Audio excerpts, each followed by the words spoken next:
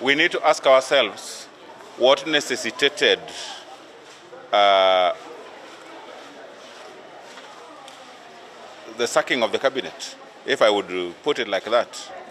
And the president himself promised, you know the words he used, that is an opportunity for him to constitute our broad-based cabinet, free of corruption and many other things. I am disappointed as a person because the cabinet that he fired, he has rehired half of it. And the people he has brought back are the same people whom people have been crying about. The journalists have been clobbered. Children have been massacred because of police brutality. The police were being presided over by one Kithure Kindiki. We acknowledge he is a brilliant man, but bringing him back to the same docket is as if the president is telling us that all we have been saying and doing are nonsense. And therefore, he is appreciating that Kithure Kindiki did a good job by presiding over the massacre of the children of Kenyans. My first disappointment is that. The second disappointment is on recycling Aden Bare Duale back to defense.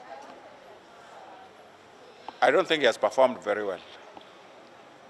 And even letting the armed forces loose in the street was his brainchild. So President is endorsing all those things that people think were bad. And that is why I am disappointed. I don't think we have a legislature that we can rely on.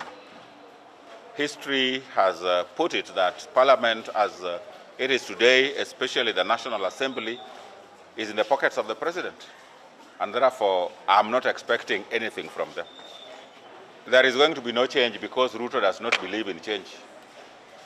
We are going to see the status quo, and that is what he advocates for. So the firing of the cabinet was hoodwinking people. And I think what the president has done, he has made people to be more angry, and probably he doesn't want people to leave the protests. He is refueling the protests. And even when he is asking who is really funding the Gen Z protest, I think he is the greatest funder by the kind of actions he's taking. I'm not expecting anything good for this country to come out of what the president is about to do now, because he has shown us that he's not interested in change. The pressure must be exerted, because dictators only listen to pressure. And I think where we have reached now, the president has shown that he's a kind of a dictator. And therefore, as I said earlier, that we are not expecting much, the pressure has to be exerted. I don't want to speak for Raila, but people are disappointed by that kind of action because he cannot be the one sanitizing a rotten government all the time. He should have left Ruto to carry his own cross, because after all, the Kenya Kwanza said they don't need Raila. And the chorus has been, let him not come in. We are not going to give him nusu mkate. Why is he now angling for that nusu mkate? It is a disappointment.